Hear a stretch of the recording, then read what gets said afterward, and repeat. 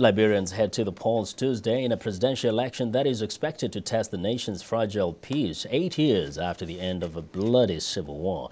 Incumbent Ellen Johnson Sirleaf, who is seeking a second term, faces a total of 15 candidates. For an update on the situation a day before the elections, we are joined via phone from Monrovia by viewers James Butty. Welcome to In Focus, James. Thank you very much, Vincent. Now, the campaigns are officially over. That's by yesterday. Give us a sense of the mood on the ground there in Monrovia. I would say, Vincent, that this is the calm before the storm. As you said, Liberians are getting ready for tomorrow's balloting, where they are going to elect presidential and legislative candidates. This will be the first elections that Liberians themselves are organizing. As you know, in 2005, the United Nations and the international community was behind the first election that brought Liberia out of the civil war. Now, even in the most perfect situation in an African country, whenever the election's coming up, there is a lot of tension, there's anxiety. Some citizens in Liberia seem to be concerned about certain things. What are these issues? What are the issues that they're concerned about for tomorrow? I would say that even the presidential candidates, all candidates are aware that one of the issues that is on the minds of all voters is the issue of the economy. The president mentioned when I spoke with her, her concern about the lack of jobs or employment for the young people of Liberia.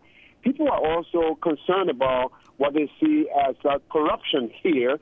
They were hoping that they're saying that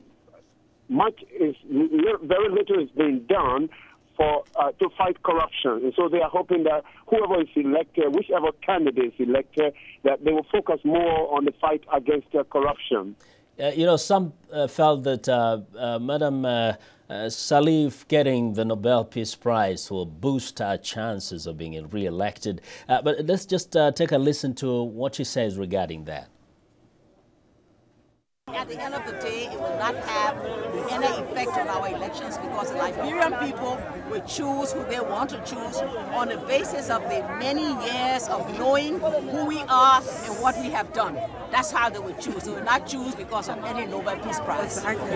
Now, James, I don't know how clear that was, but you did interview Madam President. She says she doesn't think Liberians are really going to choose on the basis of anybody winning the Nobel Prize. What is your sense of things on the ground?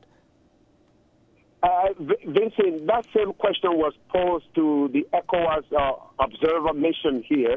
As you know, this morning they had a news conference addressing journalists about ECOWAS's message to the Liberian electorate and to the candidates themselves. ECOWAS President James Beho was asked that question, and he said almost the same thing, that the whole concern that this the Nobel Peace Prize being awarded to President Ellen Johnson Sirleaf might influence the results of the election. He said that is mainly the concern that is only playing in the international community, in the international media. He said the final decision as to who is elected tomorrow, Tuesday, is going to be made by the Liberian electorate. Very briefly, James, are there any fears that there could be some kind of fraud or interruption or anything that can interfere with the process?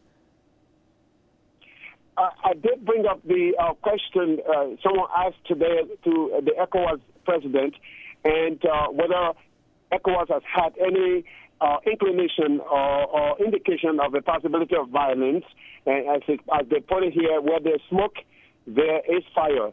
He indicated that there have been some innuendos, but, you know, he's saying that ECOWAS is calling on everyone that any unwarranted manipulation of the electoral process or any violence will not be in the interest of Liberia and the West Africa sub-region.